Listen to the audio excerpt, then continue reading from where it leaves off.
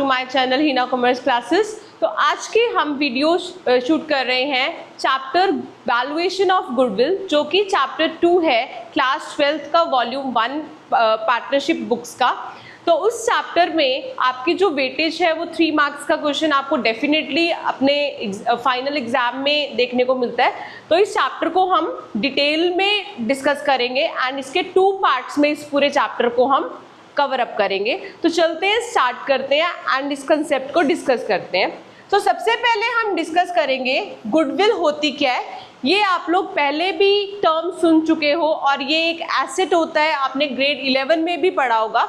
Goodwill एक firm का asset होता है and it is an intangible asset. Goodwill is an intangible asset. Goodwill एक इंटैंजिबल एसेट है। इंटैंजिबल एसेट हम किसको बोलते हैं? जिस एसेट को ना हम देख सकते हैं ना ही छू सकते हैं, जिसकी कोई फिजिकल एग्जिस्टेंस नहीं होती है। तो गुडविल इसलिए इंटैंजिबल एसेट में कंसिडर किया जाता है। तो वैल्यूएशन ऑफ गुडविल, इस चैप्टर में हम ये देखेंगे कि गुडविल को वैल्यू कैसे किया जाता है और किस किस सर्कमस्टांस में हमें गुडविल को वैल्यू करना पड़ता है। तो हमें गुडविल को क्यों वैल्यू करना पड़ता है? जब भी फर्म रिकॉन्स्टिट्यूट होती है, फर्म रिकॉन्स्टिट्यूट होती है, तो जब भी पार्टनरशिप फर्म रिकॉन्स्टिट्यूट होगी,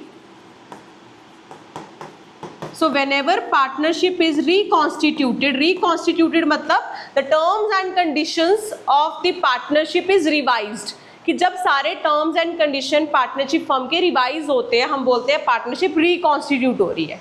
तो पार्टनरशिप रिकॉन्स्टिट्यूट कब कब होती है, किस किस सिचुएशन में होती है? पहला तो जब partners profit sharing ratio change कर रहे हैं, so change in profit sharing ratio.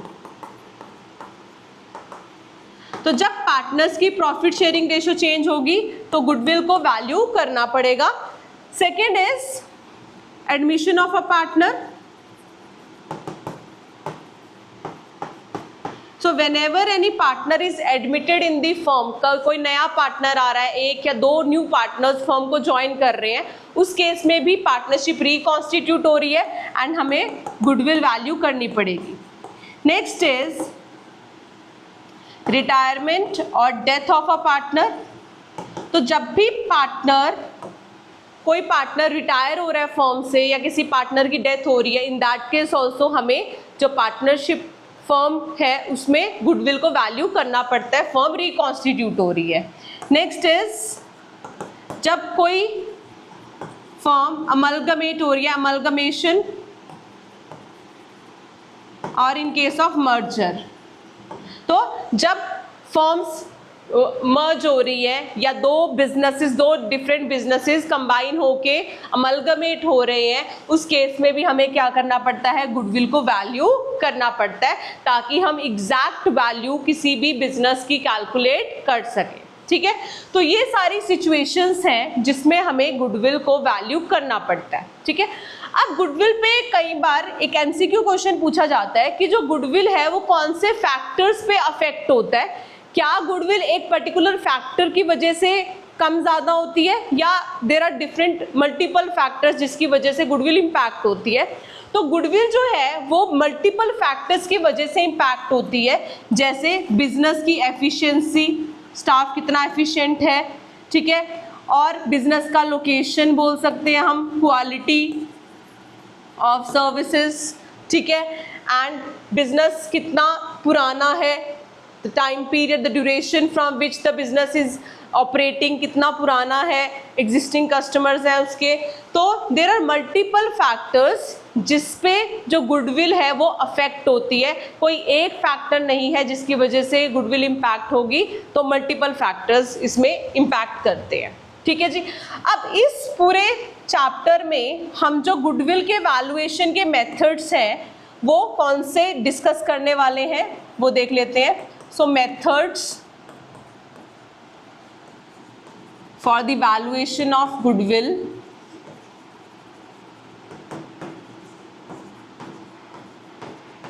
So for the valuation of goodwill, in this whole chapter we are going to cover mainly the 3 methods. First is average profit method, second is super profit method,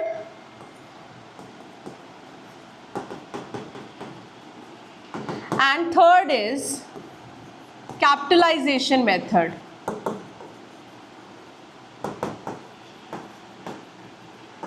So in this entire chapter we are going to cover these three methods for the valuation of goodwill.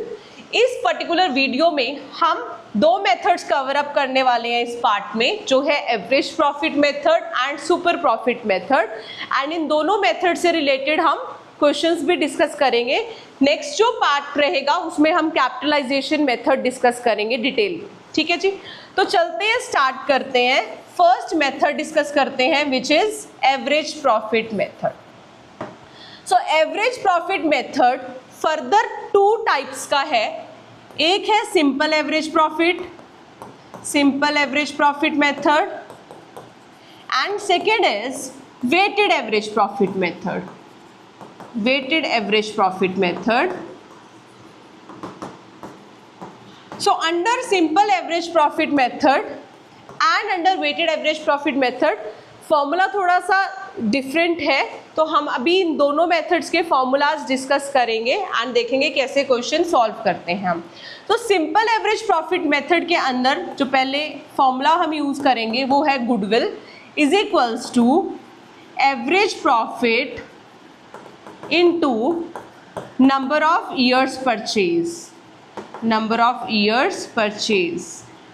So this is the formula for calculating goodwill under simple average profit method. तो पहले इसका हम एक question take up कर लेते हैं. For example you are given years 1, 2, 3 and 4 and हमें इनके प्रॉफिट्स गिवन है. Suppose it is 1 lakh, this is 40,000, this is 60,000 and this is 4 lakh. ठीक है, and you are required to calculate the goodwill of the firm, calculate goodwill of the firm based on the average profit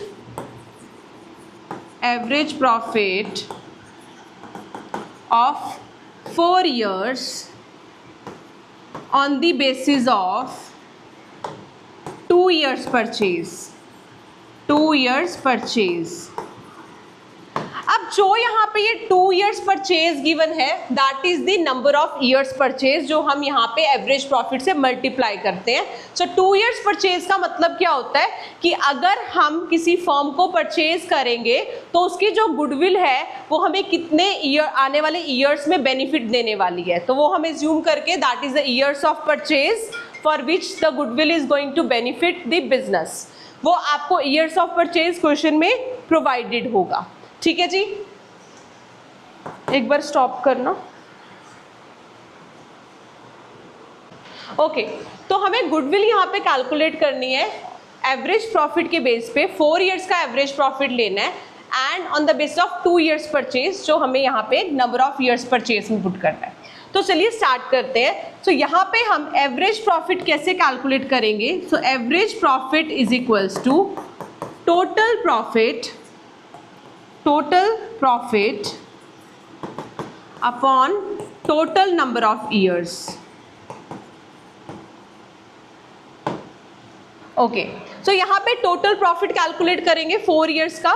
so 4 + 1 5 and total profit हमारा आ जाएगा यहाँ पे 6 lakh. So this is total profit. Total profit आ गया 6 lakh. Total number of years कितने ले रहे हैं हम, कितने ईयर्स का प्रॉफिट ले रहे हैं, तो हम कितने ईयर्स का प्रॉफिट ले रहे हैं यहाँ पे 4 years का. So you will get average profit 1,50,000. तो हमारा एवरेज प्रॉफिट यहाँ पे कितना आ गया 1,50,000. अब हम फॉर्मूला में वैल्यू पुट करेंगे यहाँ पे average profit into number of years purchase. Number of years purchase यहाँ पे हमें क्वेश्चन में 2 गिवन है, सो हम 2 × 2 कर देंगे. सो हमारा गुडविल की वैल्यू आ जाएगी ₹3 लाख. ठीक है, so this is how we will use simple average profit method for the calculation of goodwill. ठीक है जी, नेक्स्ट मेथड पे चलते हैं.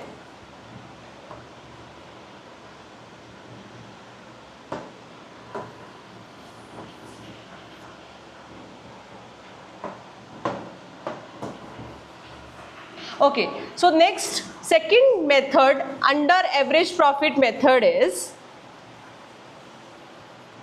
weighted average profit method.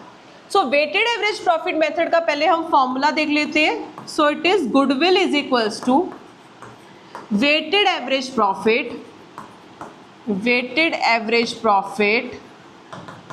into number of years purchase.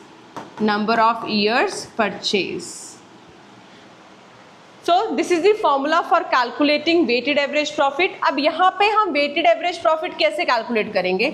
So आपको years given है 1, 2, 3 and यहाँ पे आपको profits given होंगे. Suppose it is 1 lakh, this is 2 lakh and this is 50,000. And हमें यहाँ पे क्वेश्चन में या तो आपको वेट्स गिवन होंगे कि कितना कितना वेट हमने हर ईयर के प्रॉफिट को असाइन करना है. अगर आपको वेट नहीं गिवन है तो आप अपने आप ही वेट यहाँ पे इनको हर ईयर के प्रॉफिट को असाइन कर दोगे 1, 2, 3, 4 एंड जैसे जैसे आपके ईयर्स बढ़ते रहेंगे वैसे वैसे आपने इनको वेट्स दे देने हैं असेंडिंग ऑर्डर में. ठीक है, तो वेट्स के बाद हम यहाँ पे निकालेंगे weighted profit. If this is A, this is column B, weighted profit will be A into B. तो हम profits को weights के साथ multiply करके weighted profit निकालेंगे. So 1 lakh into 1, this is 1 lakh. 2 lakh into 2, this is 4 lakh. Third year का 50,000 into 3, 1 lakh 50,000. And अब हम इसको निकालेंगे total weighted profit. So this is 4 plus 1, 5, 5 plus 1, 6 lakh 50,000. ये आ गया 6 lakh 50,000.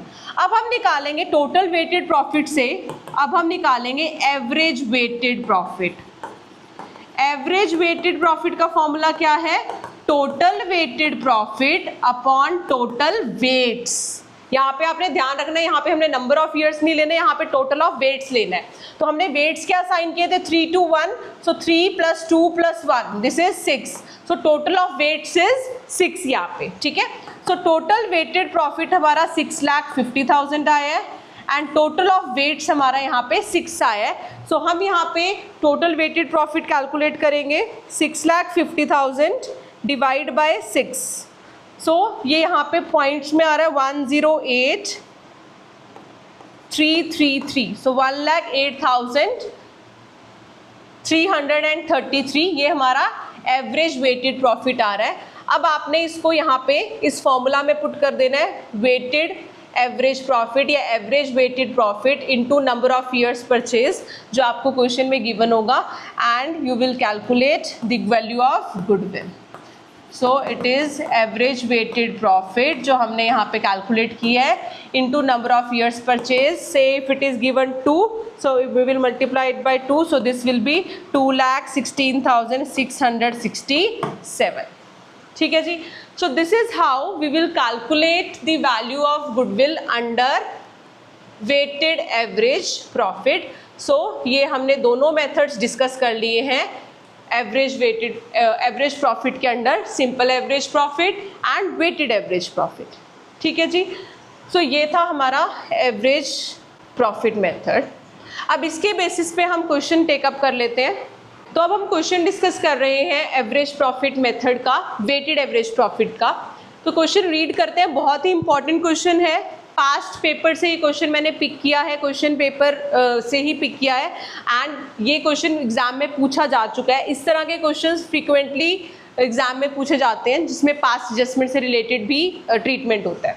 तो चलते क्वेश्चन स्टार्ट करते हैं. Calculate the goodwill of a firm on the basis of 3 years purchase of the weighted average profit of the last 4 years. The profit of the last 4 years is given 2020, 21, 22 and 23. 4 सालों का profit हमें given है. First adjustment is on 1st April 2020 a major plant repair was undertaken for ₹10,000 which was charged to revenue. The said sum is to be capitalized for goodwill. Calculation subject to adjustment of depreciation of 10% on reducing balance method.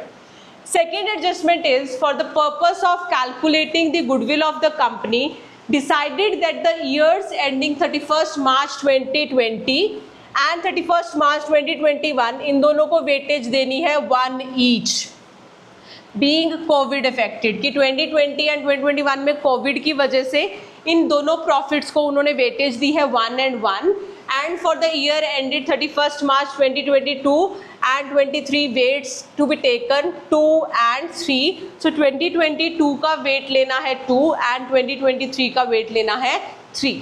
ठीक है जी, तो ये हमें information given है। तो चलते हैं इस क्वेश्चन को देखते हैं कैसे हमने इस क्वेश्चन को टेकअप करना है।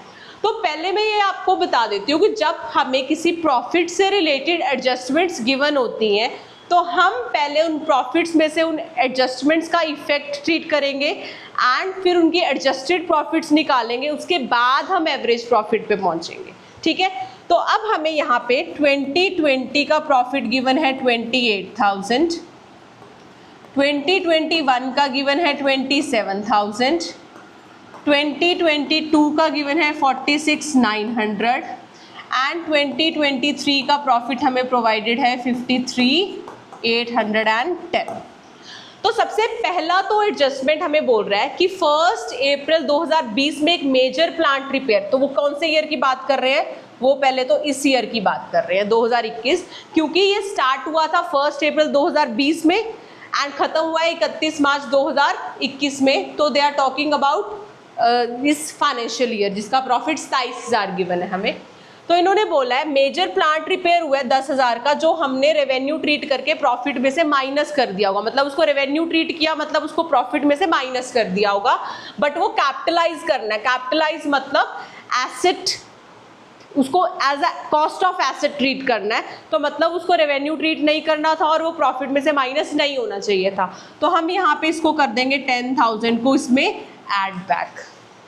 ठीक है, so this is the value of major plant repair treated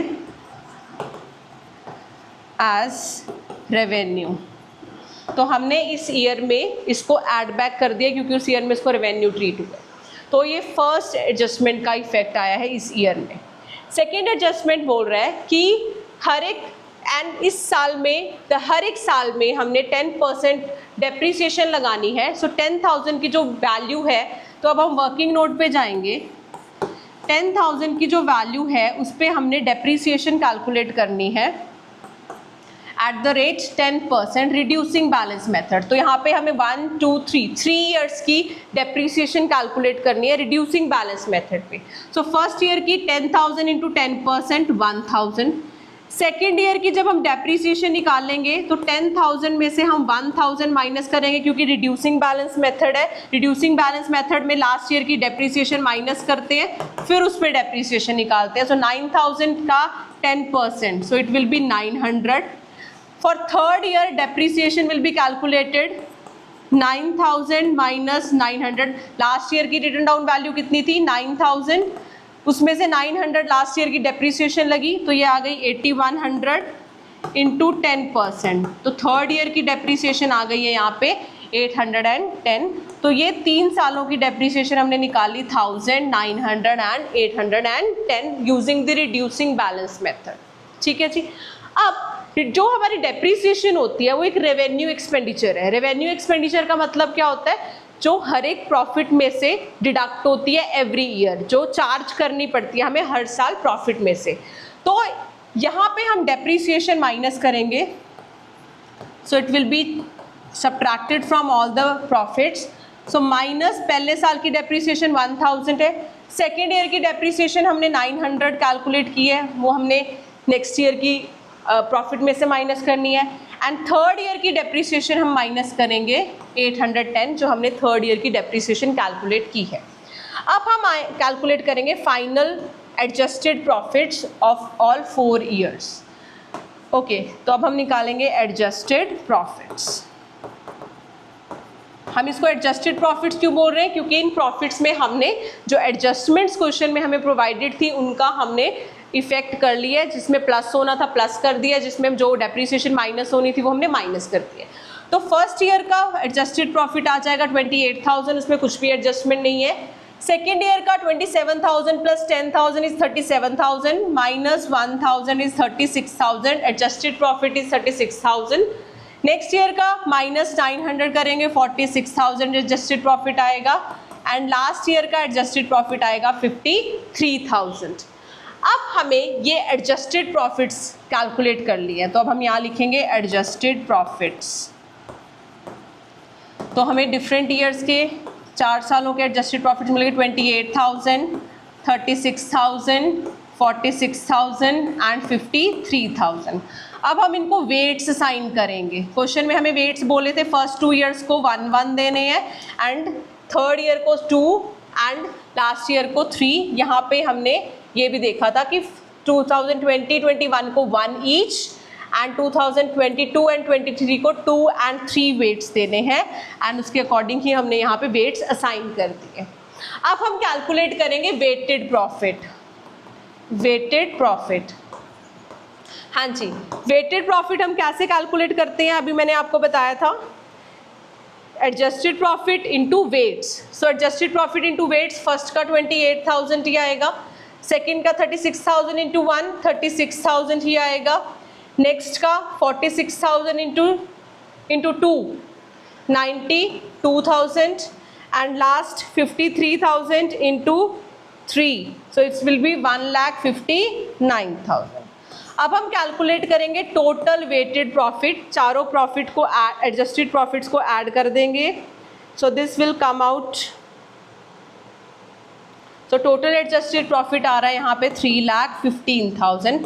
total of weights calculate कर लेते हैं, 3 + 2 5, 5 + 1 6, 6 + 1 7, so total of weights is coming out 7। अब हम एवरेज वेटेड प्रॉफिट निकालेंगे, which is total weighted profit upon total weights. So यहाँ पे total weighted profit आ रहा है 3,15,000 एंड टोटल ऑफ वेट्स आ रहा है 7। सो हमारा एवरेज वेटेड प्रॉफिट आ रहा है 45,000। अब हम वैल्यू पुट करेंगे अपने फॉर्मूला में, तो हमें अब बोला है calculate the value of goodwill weighted average profit of last 4 years. ठीक है जी, एंड 3 ईयर्स परचेज के बेसिस पे। सो 3 ईयर्स परचेज, चलिए जी फॉर्मूला में वैल्यूज पुट करते हैं। So goodwill is equals to average weighted profit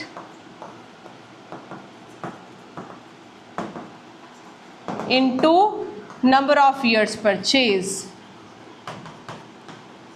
so हमें यहाँ पे एवरेज वेटेड प्रॉफिट कैलकुलेट किया है 45,000 into number of years purchase हमें क्वेश्चन में गिवन है 3, so goodwill is coming out 1,35,000। So this is the final answer of goodwill 1,35,000।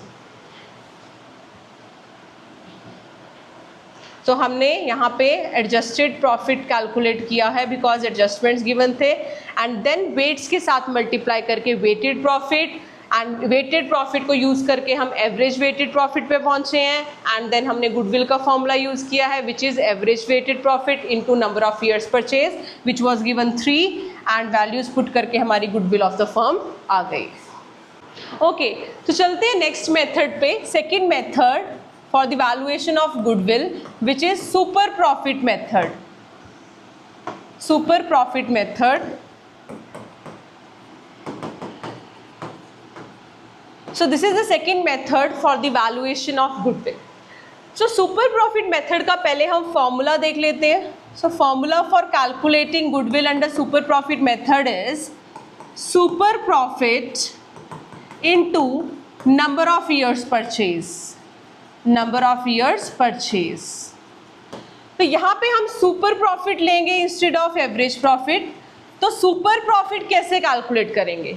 Super profit is equals to average profit, या question में आपको actual profit given है तो you will take actual profit here, you will subtract normal profit and super profit आ जाएगा। तो हम average profit अगर आपको क्वेश्चन में एवरेज प्रॉफिट के बेसिस पे बोला है, एवरेज प्रॉफिट बोला है कैलकुलेट करने के लिए, तो जितने ईयर्स का आपको प्रॉफिट गिवन है उसके बेसिस पे हम एवरेज प्रॉफिट निकाल लेंगे and you will write average profit here. Actual profit अगर आपको एक सिंगल अमाउंट गिवन है तो यहाँ पे हम एक्चुअल प्रॉफिट लिखेंगे minus normal profit. Normal profit कैसे कैलकुलेट करेंगे? Normal profit is new term here, so normal profit will be calculated. Normal profit is equals to capital employed into NRR upon 100।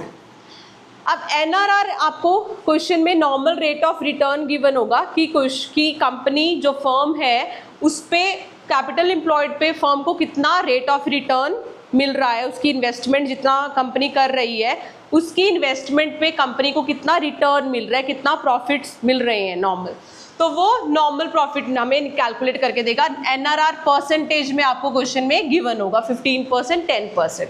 Now comes the capital employed.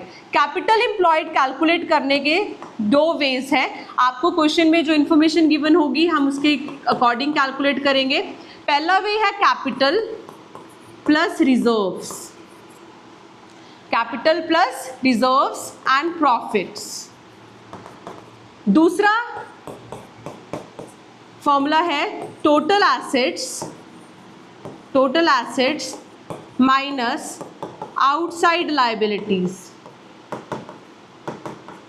And यहाँ पे हमने assets में accept assets कौन से नहीं लेने हैं, fictitious assets नहीं लेने हैं, आपने गुडविल नहीं लेनी है अगर आपको एग्जिस्टिंग पुरानी गुडविल गिवन है या नॉन ट्रेड इन्वेस्टमेंट गिवन है। क्वेश्चन में अगर आपको ये तीन चीज़ें गिवन है तो वो टोटल एसेट्स में हम इंक्लूड नहीं करेंगे। आउटसाइड लायबिलिटीज माइनस कर देंगे तो कैपिटल एम्प्लॉयड आ जाएगा। This is the first way. Second way and first way is capital में हम कैपिटल अगर क्वेश्चन में गिवन है उसमें रिजर्व्स एंड प्रॉफिट गिवन है वो ऐड कर देंगे तो भी कैपिटल एम्प्लॉयड आ जाएगा। तो ये दोनों में से हम कौन सा मेथड यूज करेंगे वो डिपेंड करता है क्वेश्चन में आपको कैपिटल एम्प्लॉयड कैलकुलेट करने के लिए इंफॉर्मेशन क्या गिवन है। कैपिटल एम्प्लॉयड कैलकुलेट करने के बाद नॉर्मल रेट से हम मल्टीप्लाई करके नॉर्मल प्रॉफिट पे पहुंचेंगे।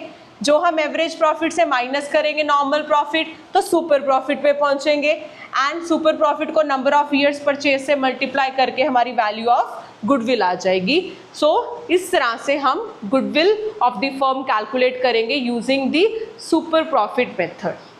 तो अब हम क्वेश्चन टेकअप कर रहे हैं सुपर प्रॉफिट मेथड का। तो चलते हैं क्वेश्चन रीड करते हैं।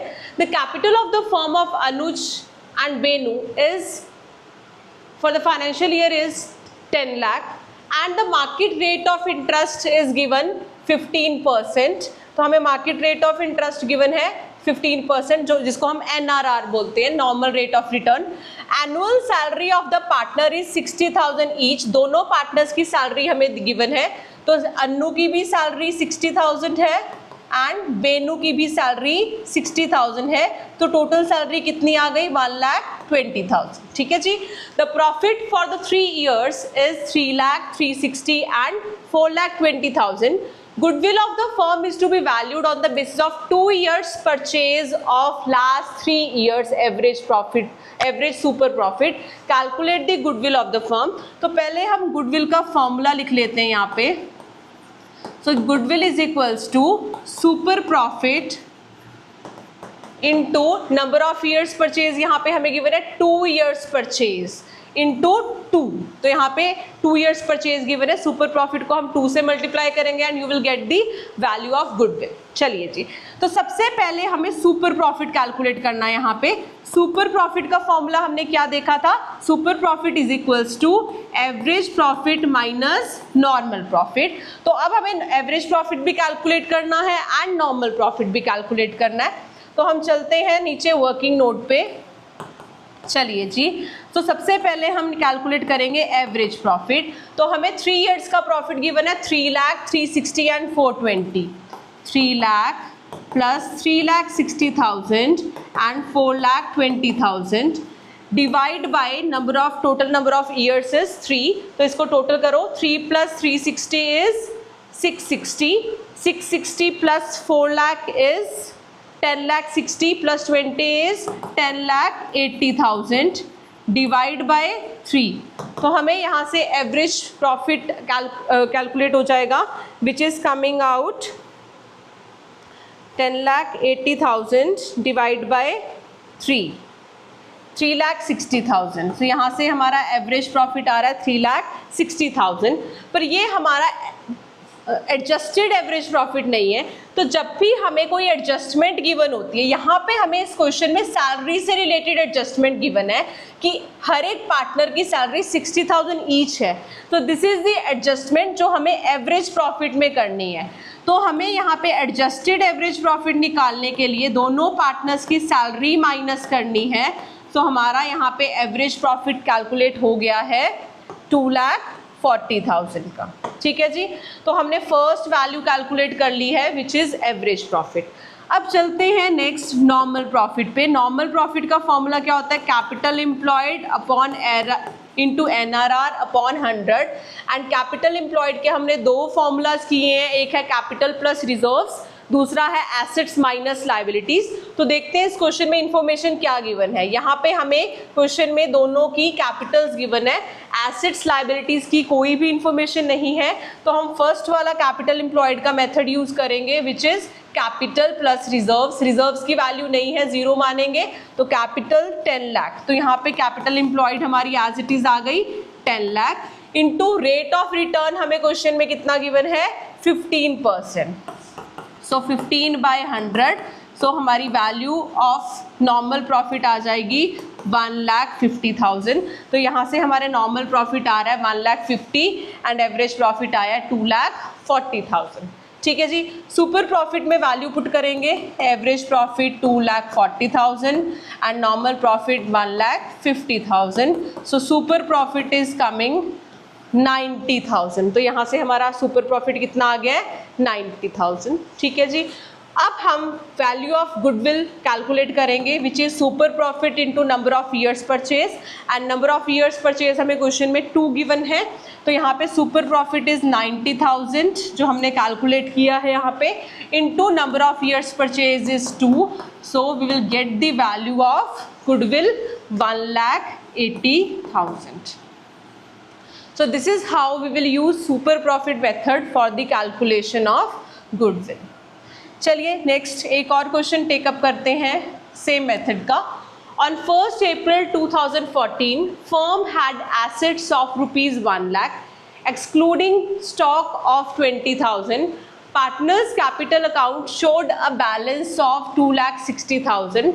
The current liabilities were 10,000 and the balance constituted the reserve. If the normal rate of return is 8%, this is NRR, goodwill of the firm is valued at rupees 60,000. ये हमें goodwill firm की goodwill given है, 60,000 is the value of the goodwill at 4 years purchase of super profit. and ये goodwill कैसे calculate की है? goodwill is equals to super profit into 4 years purchase into 4 करके, जो आपकी कैलकुलेट करके गिवन है 60,000। तो यहाँ से हमें कैलकुलेट क्या करना है? Super profit. तो इसमें हमें गुडविल कैलकुलेट करके गिवन है, बट उसके बेसिस पे हमने एवरेज प्रॉफिट कैलकुलेट करना। तो इस क्वेश्चन को कैसे टेकअप करेंगे देखते हैं। तो पहले हमने गुडविल का फॉर्मूला लिखा यहाँ पे, goodwill is equals to super profit into 4, क्योंकि इन्होंने सुपर प्रॉफिट के बेसिस पे गुडविल कैलकुलेट की हुई है एंड 4 years परचेज पे। तो यहाँ पे हम गुडविल लिखेंगे, गुडविल की वैल्यू पुट कर देंगे 60,000। सुपर प्रॉफिट हमने कैलकुलेट करना है इंटू 4, तो यहाँ से हमारी वैल्यू ऑफ गुडविल आ जाएगी, वैल्यू ऑफ सुपर प्रॉफिट आएगा 60,000 divide by 4, 15,000। So super profit यहाँ से हमारा कैलकुलेट हो गया है 15,000। ठीक है, अब हम सुपर प्रॉफिट का फॉर्मूला लिख लेते हैं विच इज एवरेज प्रॉफिट या actual profit minus normal profit. अब यहाँ पे हम देखते हैं क्वेश्चन में हमें एक्चुअल प्रॉफिट गिवन है, वो कैलकुलेट करना है। नॉर्मल प्रॉफिट हमें कैलकुलेट कर पाएंगे हम कैपिटल एम्प्लॉयड का फॉर्मूला यूज करके। तो सुपर प्रॉफिट की वैल्यू हम यहाँ पे पुट कर देते हैं, एवरेज प्रॉफिट हमने कैलकुलेट करना है एंड नॉर्मल प्रॉफिट हमें अभी कैलकुलेट करके वैल्यू पुट करनी है। तो हम यहाँ पे वर्किंग नोट पे चलते हैं, वर्किंग नोट।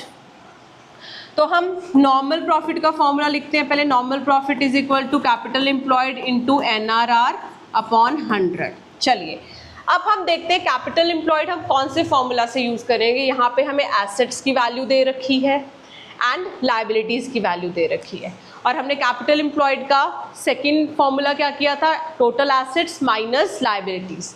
तो हम यहाँ पे 1 lakh excluding stock, but stock include होना चाहिए, तो ये 20,000 कर देंगे ऐड, माइनस करंट लाइबिलिटीज़ जो हमारा आ जाएगा 1,20,000।